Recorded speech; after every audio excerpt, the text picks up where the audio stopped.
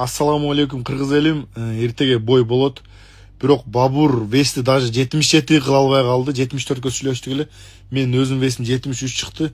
Анан кече Эркебулан Жайсанбек деген бир бала келди эле. Марсель менен минтем анан кичине хайп кылып алайынчы Марсель деп мындай жалдырап келип видео тартып кетишти эле. Исламбек эко келди дагы бүгүн Октагон лига именно ошого бой предлагать этти эле. Анан боюм бар, анан мындай. Эркек адам бир сүйлөш керек. Калп эле видеодо башка, жашоодо башка болбош керек. Эркексиңби бир сүйлө. Аккаунтун белгилейин десем, аккаунтун белгилегенге жалко да. Просто мен Кытайда иштер менен жүргөн малда Марсель деп бакырды эле. Мынакей. Реальный бой бергенде чыгышпайт өзү негизичи, көпчүлүгүчү. Калп эле хайп үчүн Марсель. Кече күнү келип анан минтип бирдекелер тартып кетти эле. Кичине фейс то фейс кылайынчы деп мындай кетип атканда жалдырап айтты да, фейс то фейс кылайлычы, кичине семья багыш керек деп мындай ачыгын айтты да. Мындай эркек адам бир сүйлөш керек.